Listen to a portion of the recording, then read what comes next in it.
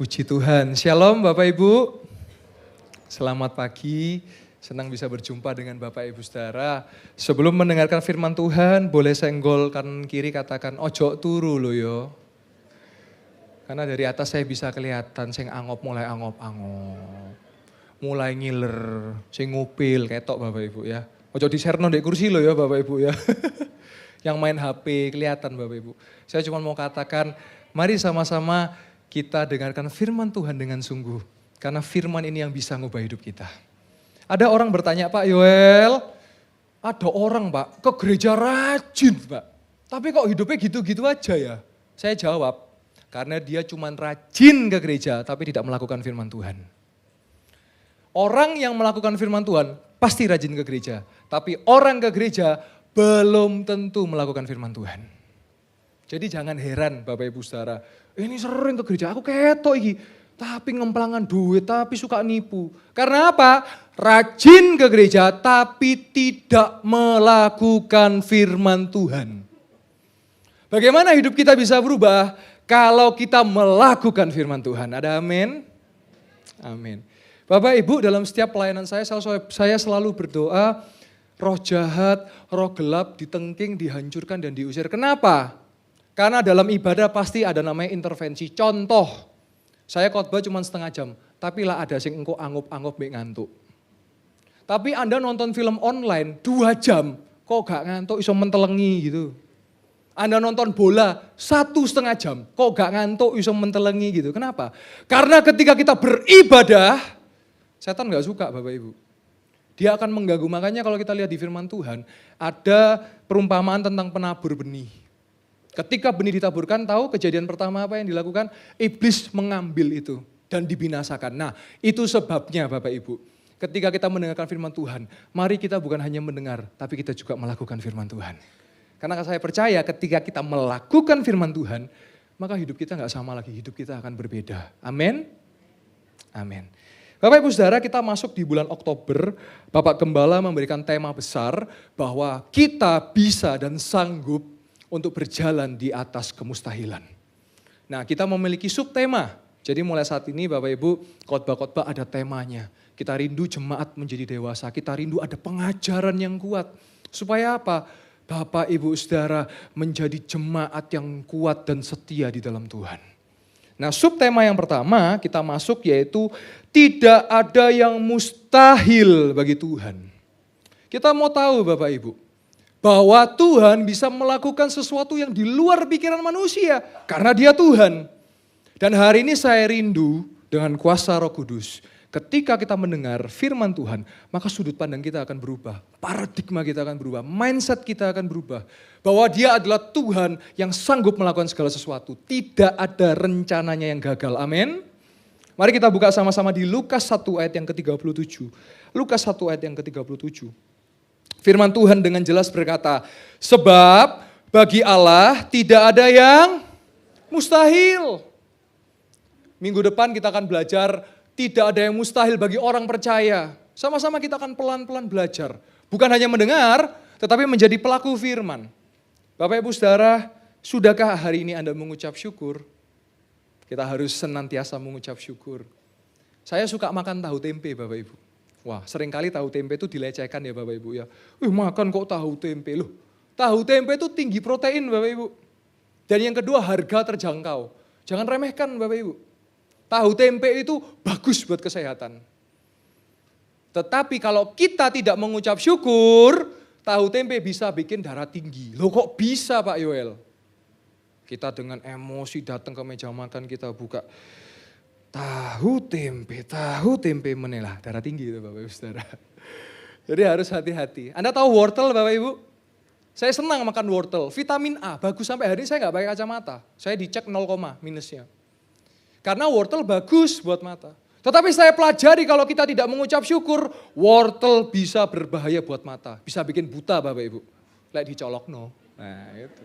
Ya. Jadi wortel cukup di jus sama ditiriskan ya, dimakan, di sop ya. Saya percaya kalau kita mengucap syukur hidup kita akan penuh dengan sukacita dan sejahtera. Amin. Amin, haleluya. Bapak Ibu, saya akan bawa satu kisah di Alkitab. Kita mulai masuk ke dalam firman.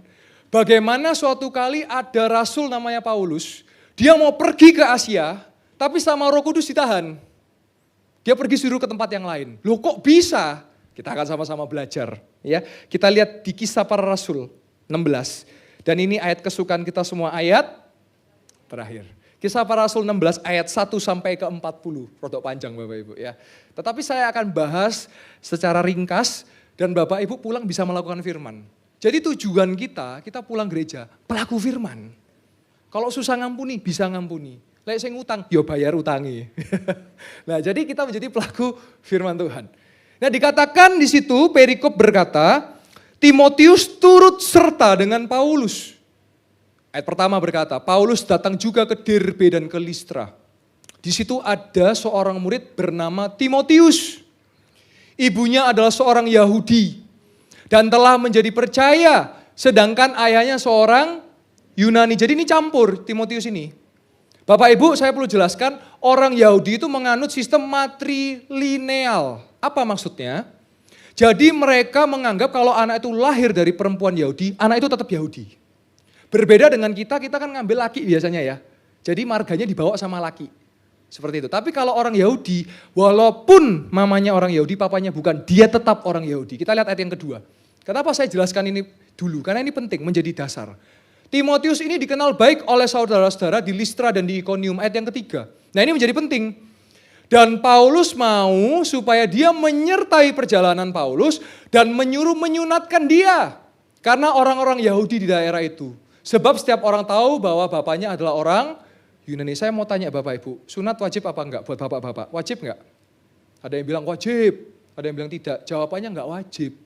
Hukum Taurat itu sunat. Tetapi secara medis dan biologis, bapak-bapak, pria-pria lebih baik sunat supaya sehat, bersih. Itu kita mengerti sekarang. Kenapa kok Timotius disunat? Karena dia memiliki darah Yahudi. Bapak Ibu, kalau kita mengerti latar belakang firman Tuhan, kita akan senang baca firman Tuhan. Di sini masih baca firman Tuhan, Alkitabnya masih dibaca. Saya harap jangan dibuat ganjel pintu ya. Apalagi kalau ganjel jendela, apalagi buat balang. Kubalang kau dengan Alkitab, waduh. Gak bahaya ta? Yo bahaya. Nah, itu.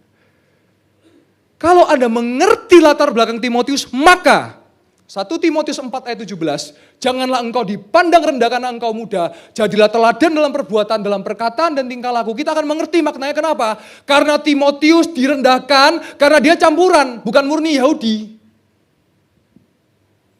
Jadi dia tuh bukan murni Yahudi, dia tuh campuran karena papanya Yunani, mamanya Yahudi. Dan saudara tahu siapa nama mamanya Timotius? Tercatat dalam 2 Timotius dikatakan mamanya adalah Eunike dan neneknya adalah Lois. Kita perlu tahu sama-sama latar belakang Alkitab. Kalau pada zaman itu perempuan gak dianggap. Tapi kalau perempuan itu dituliskan namanya berarti dia punya peran penting. Nanti kita akan belajar ada namanya Ibu Lydia. Pengusaha kain ungu. Wow, luar biasa. Jadi Timotius itu diremehkan karena satu dia muda. Kedua dia campuran. Lek campuran dianggap kamu bukan darah murni kamu. Tetapi saya mau katakan kalau Tuhan punya rencana, Tuhan bisa pakai siapa saja. Amin. Kita lihat yang selanjutnya, ayat yang keempat. Dalam perjalanan keliling dari kota ke kota, Paulus dan Silas menyampaikan keputusan-keputusan yang diambil para rasul dan para penatua di Yerusalem dengan pesan supaya jemaat-jemaat menurutinya. Ayat yang kelima. Demikianlah jemaat-jemaat diteguhkan dalam iman dan makin lama makin bertambah besar jumlahnya. Ayat yang keenam. Mereka melintasi tanah Frigia dan tanah Galatia. Bapak Ibu Saudara, tanah Frigia dan tanah Galatia kalau sekarang itu di daerah Turki. Dan ketika mereka menuju Turki, kenapa mereka ke Turki? Karena mereka mau ke Asia. Turki adalah negara yang separuh Asia, separuh Eropa. Tiba-tiba Roh Kudus mencegah mereka untuk memberitakan Injil ke Asia. Ayat yang ketujuh, bukan hanya Roh Kudus ya. Di Misia dan Bitinia itu ada di daerah Asia kecil. Jadi mereka sudah menyentuh ke Asia. Dan bukan hanya Roh Kudus tetapi Roh Yesus, dua pribadi Allah, tidak mengizinkan mereka. Bapak Ibu jemaat yang dikasih Tuhan. Terkadang kita berpikir rencana Tuhan itu gagal. Padahal kalau rencana Tuhan pasti sempurna dalam hidup kita. Kita harus pahami sama-sama. Kalau rencana manusia pasti gagal. Tapi kalau rencana Tuhan pasti sempurna dan dia pasti beserta. Mereka berpikir secara daging, saya mau ke Asia, mau nginjil nih. Sama Roh Kudus, sama Roh Yesus, jangan ke Asia. Kemana mereka akan pergi sama-sama kita baca ya. Setelah melintasi Misia, nah dari Misia mereka ke Troas. Nah Troas mulai masuk di daerah Yunani. Ayat yang ke-9. Nah Bapak Ibu, kalau Bapak Ibu senang kota-kota gereja yang 7 gereja yang dikatakan di kitab Wahyu, bulan Februari, bulan tahun depan saya bersama dengan Bapak Gembala akan ke Turki. Kalau saudara mau ikut bisa, kita melihat perjalanan Rasul Paulus. Yang November ini masih terbuka, kalau Bapak Ibu mau ke Israel, kita bisa belajar firman, bisa berfellowship bersama, bisa bercanda gurau bersama ya, bisa bersuka cita bersama. Nah saudara bisa mendaftarkan diri. Nah di ayat yang ke-9, tiba-tiba Paulus melihat suatu penglihatan. Sebelum saya lanjut Bapak Ibu mesti hati-hati ya. Nubuat itu ada ya, tapi zaman sekarang banyak lu buat-buat. Penglihatan iya ada, tapi sekarang banyak lihat-lihat ketok-ketoken. Hati-hati Bapak Ibu, penting. Kita seneng ya kalau kita ikut nubuat yang minggu depan. Kamu akan terima 100 juta. Amin, amin, amin, amin. Apalagi Pak, apalagi Bu. Bulan depan akan terima mobil ketika kamu bayar DP-nya. Yo KB, gak usah dinubuat. No, bayar DP yo dapat mobil Bapak Ibu. Kalau mau terima 100 juta, Tuhan sedang berbicara. Mau terima 100 juta, masukkan dulu 10 juta. Loh ini kok kayak penipuan yo. Hamba Tuhan apa penipu ini? Hati-hati, jangan kultuskan manusia. Hamba Tuhan sekalipun masih tetap manusia. Gereja Betanius Taya Malang membawa Anda kepada Tuhan. Jangan kultuskan manusia. Oh kalau nggak didoakan pendeta ini nggak iso. Waduh, hati-hati saudara. Doa itu dijawab di dalam nama Yesus. Yesus yang menjawab doa kita. Jangan kita terjebak. Sering ya kadang-kadang saya percaya di sini nggak ada atau nggak ada yang ngaku ya. Kita senang nubuat itu ada. Loh sekarang ini tergenapi Bapak Ibu. Contoh, penyatuan mata uang. Sekarang kita kalau kemana-mana udah nggak bawa dompet kan, bawanya apa? Digital. Terus apa lagi? Kejadian di Sodom dan Gomora terjadi lagi sekarang. Laki dengan laki, perempuan dengan perempuan, manusia dengan binatang. Itu di Sodom dan Gomora terjadi itu. Oleh sebab itu, akhir zaman bukan hanya dekat, semakin dekat. Kita perlu menjadi dewasa, kita perlu menjadi kokoh, dan kita perlu semakin dekat dengan Roh Kudus. Karena Roh Kudus Parakletos, penolong, pengajar, penuntun kita, agar kita apa? Tidak tersesat. Sekarang pengajar palsu udah banyak bermunculan. Yang katakan Yesus bukan juru selamat, yang kata Yesus bukan Tuhan. Lulu. Cuman bisa lulu aja saya, lulu gitu. Kok iso ya? Kalau Anda tidak benar-benar membaca firman, Anda bisa tersesat.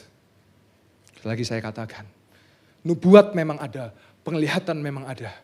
Tetapi tidak semudah dan segampang itu. Semua bisa diuji. Penglihatan dan nubuat yang datangnya daripada Tuhan akan mendatangkan kemuliaan. Kemuliaan bagi Tuhan bukan kemuliaan bagi rata. Nah ini yang repot. Kalau kemuliaan bagi rata yang repot, kemuliaan bagi Tuhan. Kita mesti hati-hati. Saya lebih senang ya timbangan, minggu ini saya mesti apa Pak? Minggu ini saya mesti apa Pak? Gitu ya. Tuhan langsung bicara dengan diri kita. Dari doa kita. Semangat lakukan bagian ini. Ampuni dia. Lebih enak tuh. Tuhan langsung. Firman Tuhan katakan, bukan pendeta-pendeta yang menerima kuasa, tetapi mereka yang percaya di dalam nama Yesus, mereka punya kuasa. Amin. Ya, kita mau kembali kepada firman, kita mau kembali kepada Injil. Kita lihat sama-sama. Paulus mendapat penglihatan. Ada seorang Makedonia berdiri di situ dan berseru kepadanya, tolong kami, tolong. Ayat yang ke-10. Setelah Paulus melihat penglihatan itu, sesegeralah dia mencari kesempatan untuk berangkat ke Makedonia. Makedonia ini di daerah Yunani Bapak Ibu. Karena dari penglihatan itu kami menarik kesimpulan bahwa Allah telah memanggil kami untuk memberitakan Injil kepada orang-orang di sana. Nanti kita akan tahu kenapa Roh Kudus dan Roh Yesus mengarahkan mereka ke Makedonia. Karena ada satu kejadian yang ajaib. Oleh sebab itu, Bapak Ibu, engkau ada di Malang, engkau ada di Gereja Betanius Taya Malang. Bukan satu kebetulan, tapi Tuhan punya rencana buat engkau dan saya. Kalaupun kita berjumpa pada saat ini, bukan kebetulan tapi Tuhan punya rencana buat Anda dan saya. Amin. Kita lanjut. Lalu, di ayat yang ke-11. Lalu kami bertolak dari Troas, langsung berlayar ke Samotrake, dan esokannya kami tiba di Neapolis. Jadi mereka sampai di Yunani ya. Ayat 12. Dari situ kami ke Filipi. Nah Filipi lebih masuk lagi. Filipi ini bagian kecil dari Makedonia. Kota di Makedonia dan di situ banyak orang Roma. Dan kami tinggal di situ beberapa hari. Nah kita lihat di ayat yang ke-13. Kita mulai masuk ke perikop selanjutnya. Saya senang sekali Bapak Ibu kalau baca Alkitab pakai buku. Kalau buku itu bisa dicoret, bisa dicentang, bisa di-highlight. Dan ada perikopnya. Dan kita bisa fokus bacanya.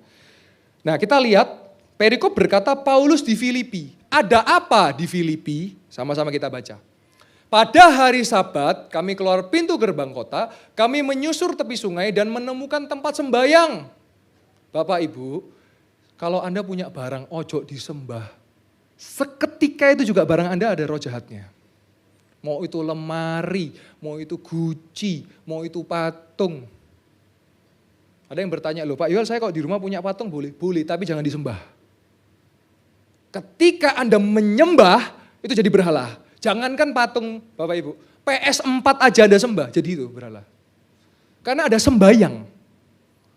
Makanya firman Tuhan katakan loh Pak Yoel, kita kan gak mungkin membuat patung. Betul, 10 perintah, 10 firman Allah itu untuk bangsa Israel karena mereka bikin patung. Kalau hari ini patungnya kita, benda kita, kesayangan kita, hobi kita itu berhala.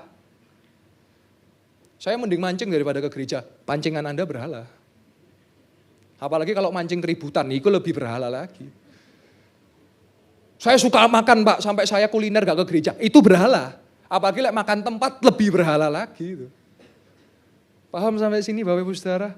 Jadi ketika sesuatu menjadi menomorduakan Tuhan, itu jadi berhala. Dan ketika Paulus tiba di tempat itu, dia melihat ada tempat sembayang. Yang kami sudah duga, setelah duduk kami berbicara dengan perempuan-perempuan yang ada berkumpul di situ. Bapak Ibu saya mau jelaskan ya, ketika kita percaya Yesus, seketika itu juga kita punya perlindungan. Nanti kita bahas sama-sama ya, perlindungan apa? Ayat yang ke-14. Seorang dari perempuan-perempuan itu yang bernama Lydia turut mendengarkan. Jadi ceritanya ada Lydia, ini Ibu Lydia ini seorang penjual kain ungu. Ini orang kaya sekali Bapak Ibu. Loh kok bisa Pak Yoel? Karena kain ungu itu kain yang sangat mahal pada masa itu. Dan untuk bikinnya itu harus pakai cangkangnya siput, direbus, sehingga jadi warna ungu. Berarti Ibu Lydia ini pengusaha sukses.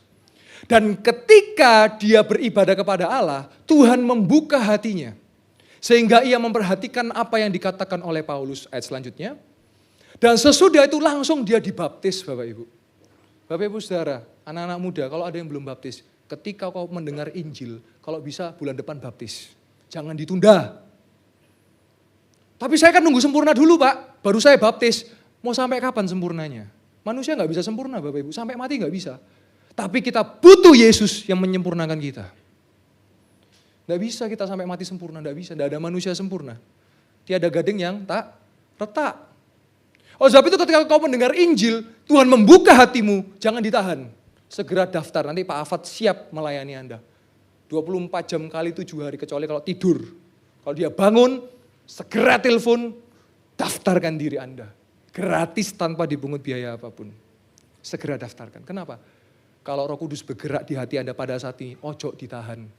Wis salah, ojo ditahan. Langsung. Lydia mendengar Paulus menyampaikan firman, gak tahan dia. Bukan hanya Lydia, seisi keluarganya juga apa? Dibaptis. Wow. Saya masih percaya. Kalau ada anak-anak muda engkau percaya Yesus, mungkin orang tua belum percaya Yesus, mungkin keluarga belum percaya Yesus. Satu orang diselamatkan ketika engkau sungguh-sungguh, Tuhan akan buka jalan sehingga sekeluarga bisa percaya Yesus. Amin. Lanjut ayat yang ke-16. Pada suatu kali ketika kami pergi ke tempat sembahyang itu, kami bertemu dengan seorang hamba perempuan yang mempunyai roh tenung. Roh tenung ini apa? Dukun, ahli nujum, pesugihan. Saya selalu sampaikan dengan keras, jangan pernah mencari kekayaan di gereja, pasti tidak ketemu. Cari kekayaan itu di gunung-gunung Bapak Ibu. Setan bisa kasih kok pesugihan. Tapi saya cuma mau ingatkan, kalau Anda pakai pesugihan, gak gratis ada apa? Tumbal. Tumbal keturunan. Saya banyak melayani yang karena orang tuanya pakai pesugihan, pakai penglaris, harus pelepasan. Karena setan itu ngikat darah. Dan di tempat di Filipi ini banyak orang pakai pesugihan. Kita lanjut ya. Dengan tenungan-tenungannya, tuan-tuannya memperoleh penghasilan besar. Ayat selanjutnya. Ia mengikuti Paulus dan kami dari belakang sambil berseru katanya, orang-orang ini adalah hamba Allah yang maha tinggi. Mereka memberitakan kepadamu jalan kepada keselamatan. Jadi ceritanya mereka ngece, ini loh ada pendeta, ada hamba Tuhan. Nah ayat yang ke-18. Hal itu dilakukannya beberapa hari lamanya, tetapi ketika Paulus tidak tahan lagi akan gangguan itu, ia berpaling kepada roh itu dan berkata, dalam nama Yesus Kristus, aku menyuruh engkau keluar dari perempuan ini. Seketika itu juga keluarlah roh itu. Bapak, Ibu, Saudara. Nama Yesus Kristus itu punya kuasa. Saya cuma mau mengingatkan, jangan kebanyakan nonton film setan. Apa menit denun, wes. Gini ya cara ngusir setan. Saya pelayanan ngusir setan dan saya pelayanan pelepasan. Gak seperti itu Bapak Ibu. Diajak omong, kesuwen. Dalam nama Yesus. Lihat Paulus, gak banyak ngomong. Siapakah kamu? Berapakah kamu? Kenapa kamu? Udah makan belum? Dalam nama Yesus. Kenapa setan gak perlu diajak omong? Karena dia bapak pendusta. Wes pasti bojo. Langsung usir. Dikurang-kurangi. Lah Ishak ojo nonton wis. Oh jadi ngusir setan tuh pakai Alkitab. Ini diuncal loh ini. Ya enggak Bapak Ibu. Ngusir setan itu pakai apa? Nama Yesus Kristus. Betul Bapak Ibu. Saya melayani beberapa waktu mendoakan ada yang terikat. Bahkan saya melihat tuh roh ular. Sampai mau jadi kayak ular gitu Bapak Ibu. Dalam nama Yesus. Tidak bisa, tidak sanggup. Oh sebab itu saya katakan, ada yang tanya Pak Yoel, orang Kristen bisa disantet enggak Pak? Saya jawab, tergantung. Lek nang gereja mek duduk, tok, turu, tok, gak percaya Yesus, bisa. Tapi kalau orang Kristen yang ada Yesus di dalamnya, tidak satupun setan dapat menyentuhnya. Ada amin? Ya. Dalam pelayanan saya selalu berdoa, Tuhan lindungi saya, lindungi keluarga saya. Lindungi keluarga besar saya dengan darah Kristus. Kenapa? Setan pasti gak seneng. Kayak sekarang ini. Dengan no firman. Setan akan ganggu. Dibuat main HP. Dibuat tidur. Dibuat angop-angop. Dibuat gelegeen. Oh enggak ya. Nggak mari makan ya soalnya ya. Dibuat apa? Turu misalnya. Loh betul. Loh kan betul ya. Saudara nonton bioskop 2 jam kok gak turu ya. Padahal kadang-kadang ngomongnya ya gak jelas. Kudu baca subtitle lah kadang-kadang. Soalnya bahasa Inggris. Untung ada subtitle, saya nggak bayangkan lah subtitle bahasa Thailand bi. Terus yang nulis dokter mana lu, tambah gak iso dibaca ya tulisannya. Nah itu. Karena memang penguasa udara itu ada Bapak Ibu. Tetapi saya mau yakinkan, jangan dipeluk-kutu sama setan. Tapi hari ini saya mau yakinkan, ketika ada Yesus, di mana engkau melangkah, setan pasti lari. Setan pasti kabur. Ada amin? Ya. Saya berani berkata karena apa? Saya mengalami. Dan saya juga melayani. Beberapa kesempatan ada, Pak saya di rumah ada ini, ada. Oke, ayo saya datang, saya doa. No. Dan puji Tuhan sampai hari ini bersih kok. Tapi itu tergantung dari yang punya rumah. Lah sekarang saya sudah diusir, terus yang punya rumah ngundang lagi, ya wes. Ngundang saya lagi, aduh wes tak turu aja. Lah udah diusir, didatang lagi. Saya cuma mau bilang ya, kalau setan ya, dia diusir ya, udah ya selesai ya. Anda undang lagi, 70 kali 7 lebih galak. Firman Tuhan katakan itu loh. Makanya firman Tuhan katakan, mau jadi baik, jadi baik, jadi jahat, jadi jahat. Kenapa? Baik pasti jadi baik benar, jahat pasti jadi jahat benar. Ini penting sekali untuk kita tahu bersama. Oleh sebab itu di rumah harus banyak doa keluarga, mesbah keluarga, FA dihadirkan di rumah. Saudara sadar gak? Kalau di rumah Anda bertengkar, cek jangan-jangan ada roh perpecahan di situ. Saya bukan orang yang ngeroh, dikit-dikit ngeroh, ketok-ketok, di pojok sana ono kepala, gak gitu. Gak seperti itu Bapak Ibu. Itu yang setan-setan keroco enggak seperti itu. Kalau saya ya, ketika kita doa, itu kan apa? Pesan apa? Bukan kerungu-kerunguan Bapak Ibu. Saya percaya kalau engkau dekat peka dengan Roh Kudus. Kita percaya tanda dipenuhi Roh Kudus yaitu berbahasa roh. Makanya kenapa kita bangun roh kita? Karena berbahasa roh artinya kita bicara roh kita dengan roh Allah. Setan enggak bisa ngerti. Setan itu bisa ngerti semua bahasa. Bahasa Inggris dia ngerti, bahasa Indonesia dia ngerti. Tetapi ketika bahasa roh, setan gak ngerti. Kenapa saya bisa bilang? Saya pernah suatu kali saya mendoakan anak muda. Saya doakan dia, geblak. Jadi macan dia, gitu ya. Saya pikir apa habis makan biskuit nih anak. Semua bisa jadi macan gitu ya. Dia mau coba cakar saya gak bisa, dia coba mau cakar saya gak bisa. Ya gak bisa. Kita punya Yesus, bukan saya yang hebat loh ya. Yesus yang di dalam diri saya yang hebat. Dalam nama Yesus. Blek, selesai akhirnya. Terus saya tanya, opo kamu? Nyu, kok gitu? Iya, saya suka baca cerita setan saya. Baca thread cerita setan itu loh. Hati-hati Bapak Ibu. Betul, kita perlu selalu dikuasai dengan Roh Kudus. Kita selalu perlu dikuasai dengan hadirat Tuhan. Anda mesti cross check. Lek males, ya di kamar Anda roh kemalesan itu. Suka cabul, roh kecabulan. Makanya selalu tiap pagi harus doa, ojo doa makan tok. Doa makan aja inget. Karena doa tercepat toh. Tuhan Yesus, aku mau makan. Keluar makanan nih. Ya, toh. Doa makan gak usah panjang-panjang ya.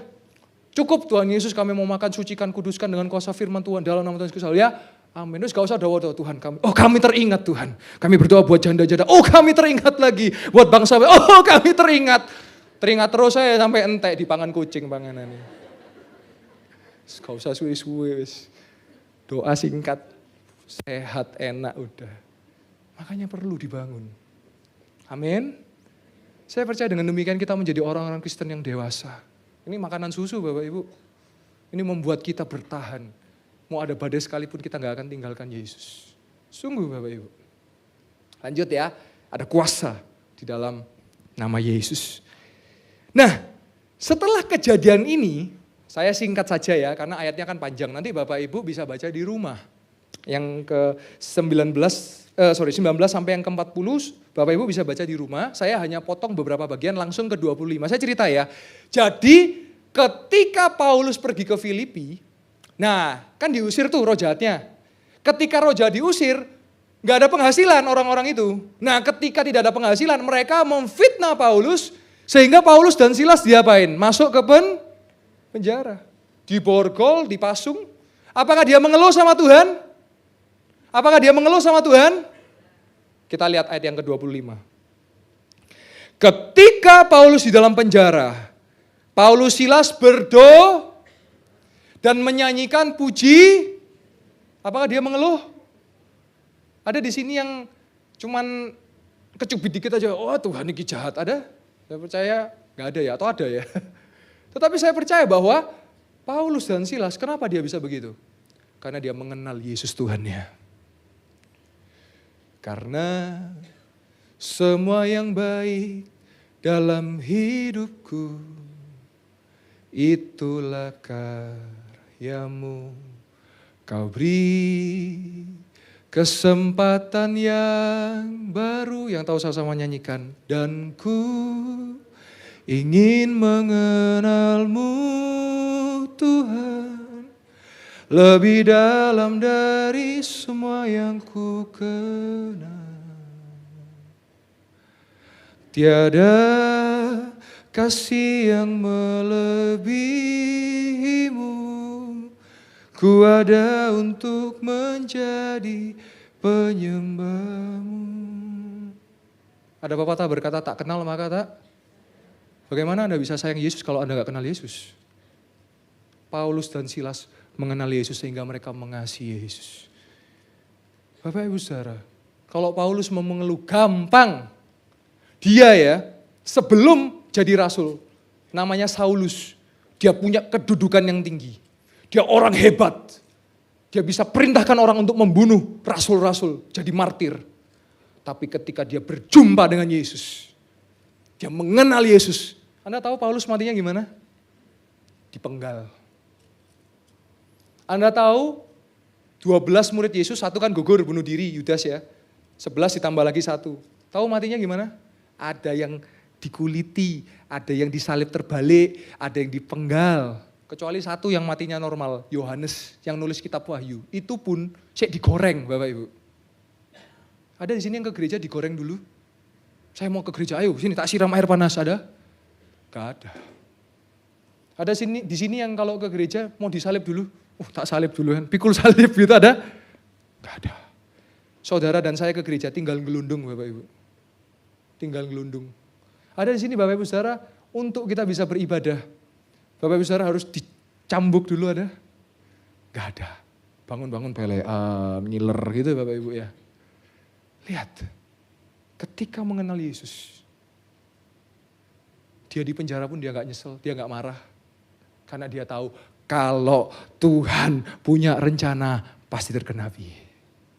Kalau Tuhan punya rencana pasti yang sempurna. Amin. Lanjut ayat yang ke-26. Ketika pujian dinaikkan, sembah dinaikkan, terjadilah gempa bumi yang hebat. Sehingga sendi-sendi penjara itu goyah. Dan seketika itu juga terbukalah semua pintu dan terlepaslah belenggu mereka semua. Anda hari ini sedang ada masalah? Berdoa dan pujilah Tuhan. Ojo ngeluh, Tuhan kenapa ini masalah terjadi. Kadang-kadang itu salah kita Bapak Ibu.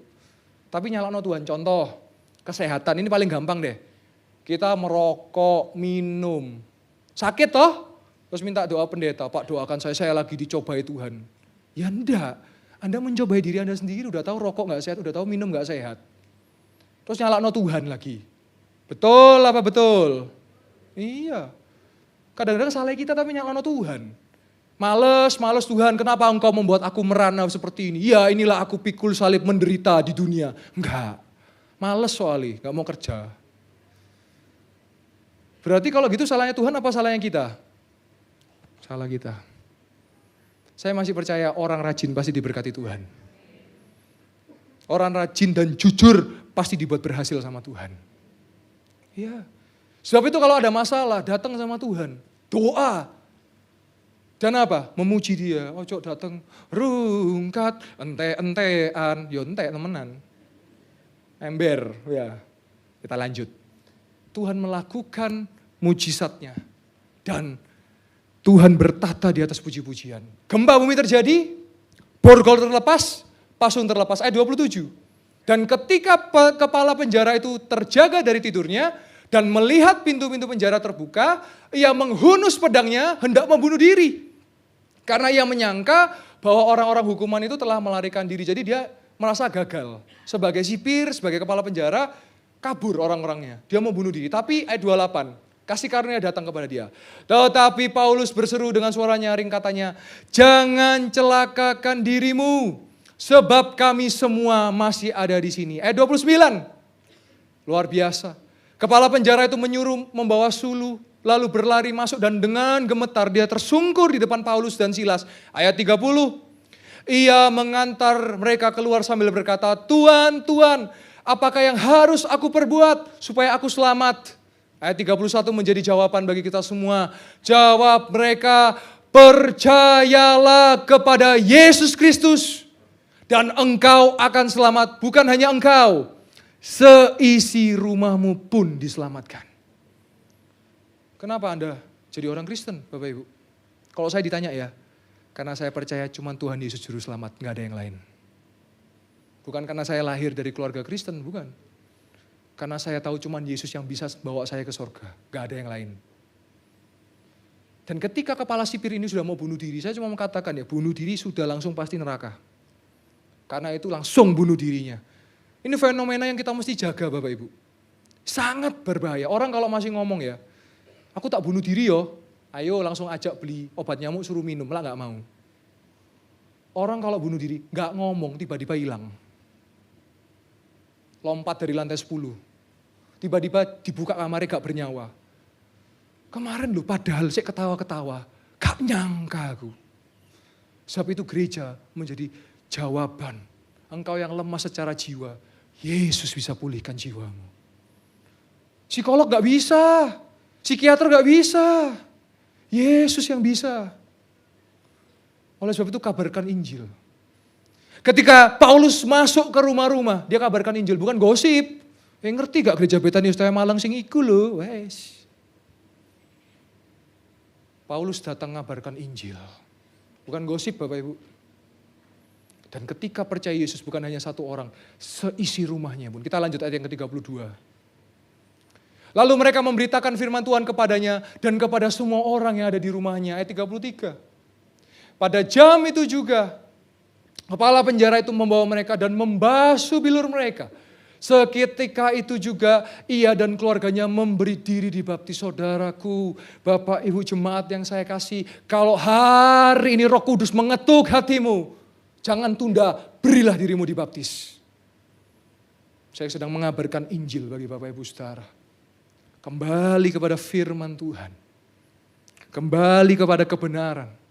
Ayat yang ke-34 yang terakhir. Lalu ia membawa mereka ke rumahnya dan menghidangkan makanan kepada mereka. Dan ia sangat bergembira bahwa ia dan seisi rumahnya telah menjadi percaya kepada Allah.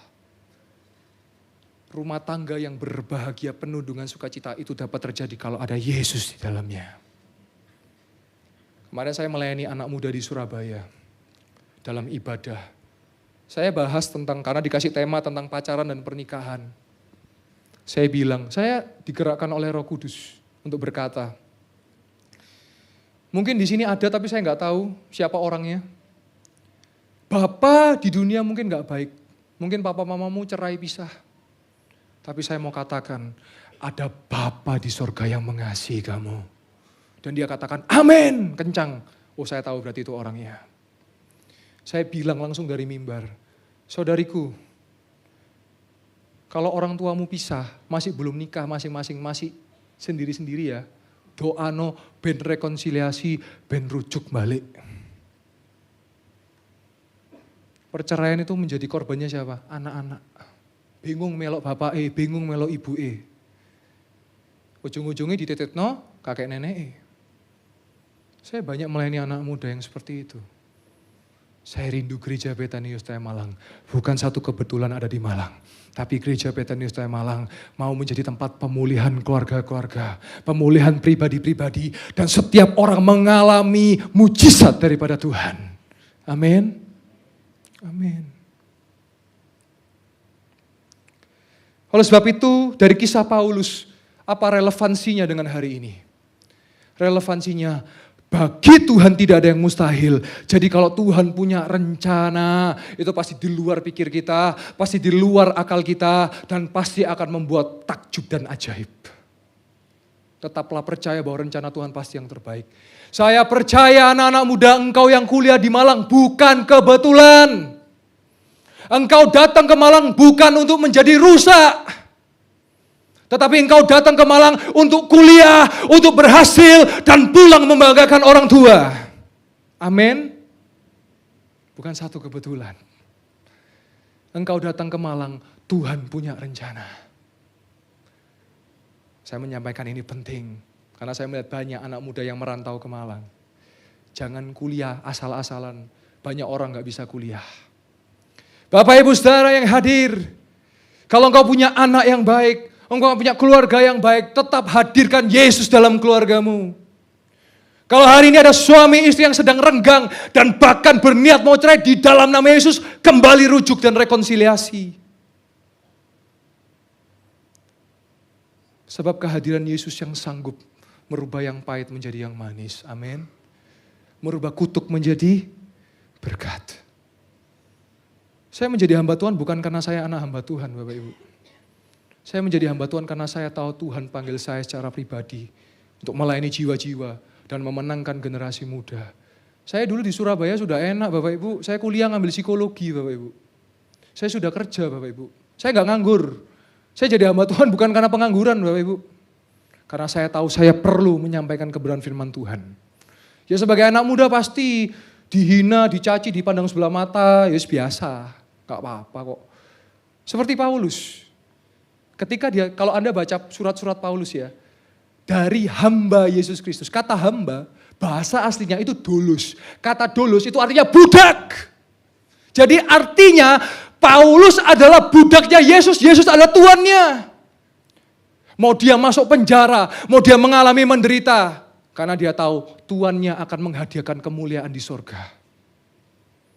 Ketika saya mendapat panggilan, saya udah di Surabaya sudah enak. Tahun 2015, Bapak Gembala jadi gembala di Malang. Itu pergolakan batin buat saya. Karena saya sudah enak di Surabaya. Tetapi karena saya tahu itu panggilan saya datang ke Malang, saya melayani di Malang. Terlepas dari kekurangan saya terus belajar Bapak Ibu. Tetapi saya percaya gereja Betania Ustaya Malang juga hadir di Malang, bukan satu kebetulan. Tetapi menjadi dampak, menjadi berkat, dan menjadikan kota Malang untuk kemuliaan nama Tuhan. Amin. Dan saudara, jemaat Tuhan juga berpartisipasi di dalamnya. Kita berkolaborasi. Haleluya, haleluya, puji Tuhan. Haleluya. Sebab itu kita perlu, Bapak Ibu Saudara, untuk peka dengan suara Roh Kudus. Perlu kita dipenuhi dengan Roh Kudus. Saya tidak tahu apakah ini satu kebetulan atau bukan. 2 kali khotbah Zoom saya khotbah di hari ini. Saya itu kalau khotbah saya itu masih suka nulis Bapak Ibu. Jadi saya nggak pakai iPad, nggak pakai Android, tablet, nggak. Saya catat. Saya sudah catat tapi di 2 kota, satu di Jember, satu di Blitar. Saya bisa khotbah nggak baca, jadi saya tiba-tiba ya ada iluminasi, ya bisa. Ya saya percaya pokoknya bagi Tuhan tidak ada yang mustahil. Saya cuma alat Bapak Ibu. Dan Bapak Ibu Saudara semua, kalau Tuhan punya rencana buat engkau, Dia pasti menggenapi. Dan percayalah, rencananya pasti yang terbaik walau kita tidak mengerti sekarang. Amin. Saya mau tutup dengan sebuah kesaksian Bapak Ibu. Kalau ada yang bilang, Pak Yoel, pelayanan cuma di kota aja, ayo ke pedalaman. Sejak 2018 saya sudah ke pedalaman Bapak Ibu. Jadi jangan asbun ya. Asbun itu apa? Asal bunyi. Apalagi asmuni. Asmuni apa? Asal muni. Saya berangkat ke NTT ke Atambua. Saya bayar sendiri Bapak Ibu. Bukan uang gereja, uang pribadi. Saya melayani bukan cari kekayaan Bapak Ibu. Saya melayani betul-betul melayani jiwa. Jadi saya berangkat ke NTT. Saya uang pribadi. Saya nggak pakai sponsor donatur. Saya berangkat dengan uang saya pribadi. Termasuk logistiknya, beras untuk orang itu saya bawa sendiri. Kita lihat PowerPoint-nya. Saya pergi ke Atambua, di sini ini perbatasan ya, antara Timor Leste dan NTT. Di Atambua, sudah bagus sekali. Presiden kita sangat luar biasa. Jadi perbatasan daratnya itu udah seperti bandara Bapak Ibu. Tahun 2018 ini, 18. Next. Lihat gerejanya Bapak Ibu. Gereja kita lebih dari cukup dan nyaman. Inilah sebabnya, kursinya empuk, AC-nya dingin, makanya enak, gawe turu. Lihat gedungnya, gedek Bapak Ibu. Itu enggak ada lantainya Bapak Ibu. Basah banjir ya. Ya wis, ya jalan becek-becekan gitu. Bapak Ibu tahu, orang-orang di sini ya yang datang. Rumah saya dekat Pak Pendeta, di mana? Di gunung sebelah. 10 kilo, 20 kilo. Jadi kalau mau ibadah hari Minggu ya, mesti nginep sehari. Apakah kita kalau gereja mesti nginep? Enggak. Kita ke gereja langsung gelundung. Kasihan sekali mereka. Kita lihat next. Nah, saya ada sebuah kisah. Waktu itu anak-anak di situ, nah karena di situ belum ada listrik Bapak Ibu. Tahun itu ya, saya nggak tahu kalau tahun ini. Jadi karena pandemi, saya sebenarnya sudah susun beberapa pelayanan misi. Ya, saya misi ke Kamboja, sempat mau ke Myanmar, lalu juga mau ke waktu itu ke Moa di daerah Maluku situ.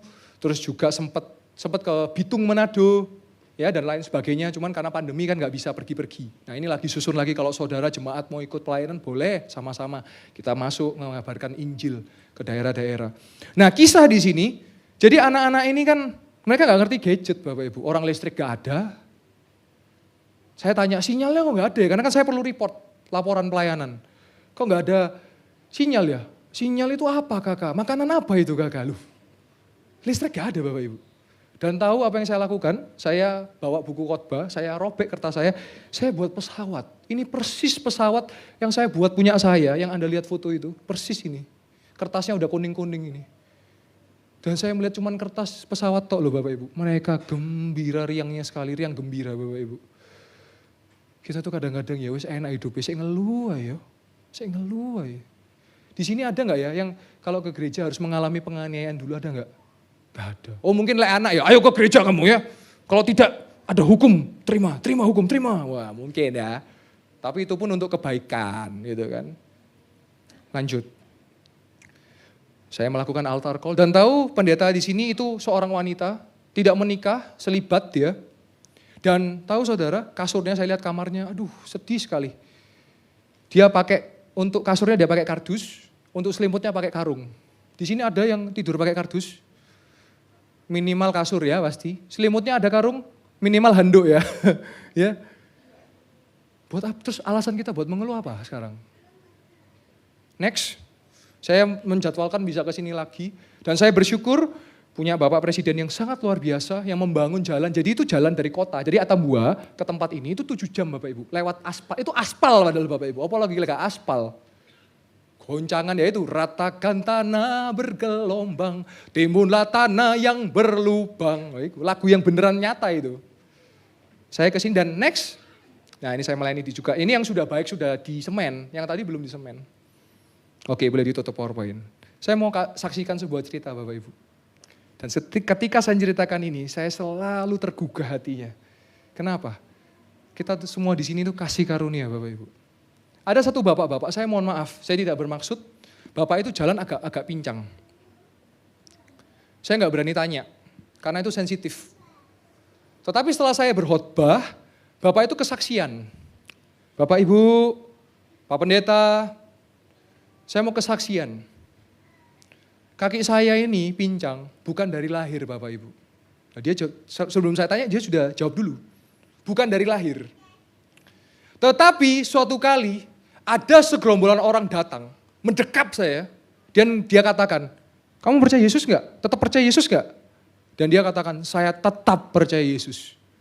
Didekap lagi dia, sekali lagi saya tanya, kamu percaya Yesus enggak? Dia jawab, sekali Yesus, selamanya Yesus. Tahu apa yang dilakukan? Dipatahkan kakinya.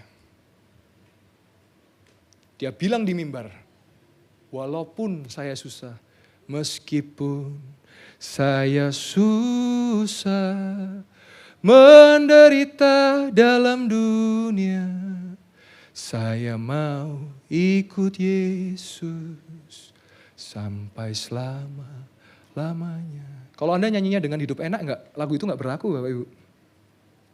Dia nyanyi dengan kaki pincang.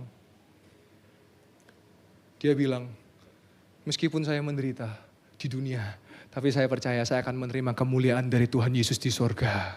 Boleh kita kasih tepuk tangan buat kemuliaan nama Tuhan. Selesai ibadah saya datangi Bapak itu. Pak, saya boleh tanya ya Pak ya. Saya pancing dia. Pak, harusnya ikut Yesus kaya Pak. Harusnya ikut Yesus sembuh Pak. Kenapa masih percaya Yesus Pak? Saya bilang begitu. Sekali lagi dia jawab, Pak Pendeta, kenapa saya mau tetap percaya Yesus walaupun kaki saya pincang? Karena saya tahu cuman Tuhan Yesus juru selamat saya yang bisa bawa saya ke surga. Wow.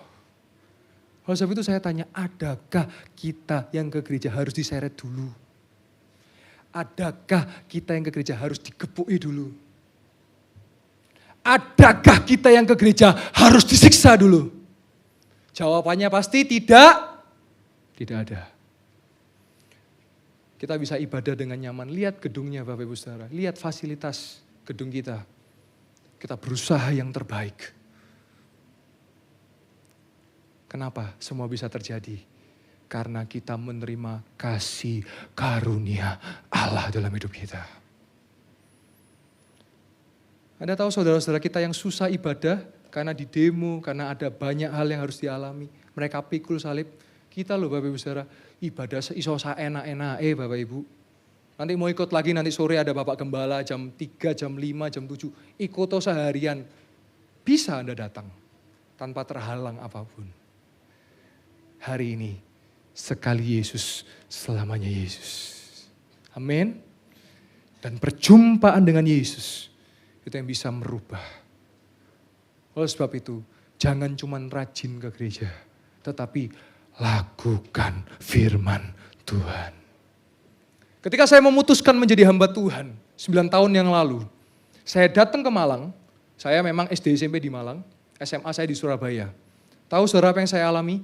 Saya berjumpa dengan orang-orang yang pernah menyakiti saya, pernah membuli saya, baik secara fisik maupun moral.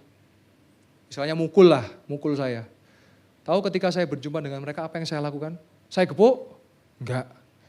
Saya sapa dan saya ampuni mereka. Gak gampang Bapak Ibu.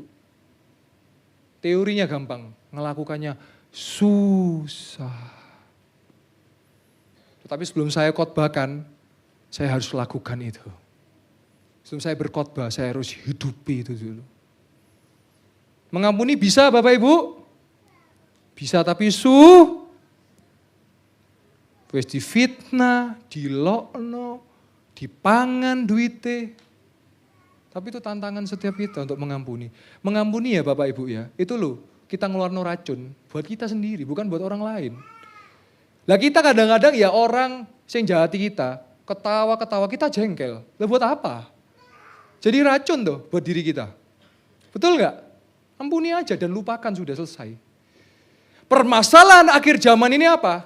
Orang senang lihat orang susah, susah lihat orang senang. Delok-delok. Tas tuku mobil, ngepet iku paling lah. Itu kalau ada orang habis beli mobil. Kalau ada yang bangkrut, delokon.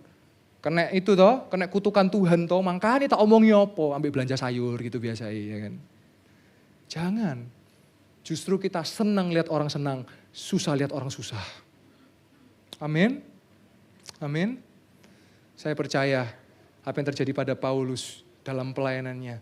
Ketika Roh Kudus mengarahkan, ketika Roh Yesus mengarahkan. Saya percaya dalam hidup kita pun, kalau kita dituntun oleh Tuhan, dituntun oleh Allah, dituntun oleh Roh Kudus, pasti menuju setiap jalan kebenaran. Amin. Tuhan Yesus memberkati kita semuanya.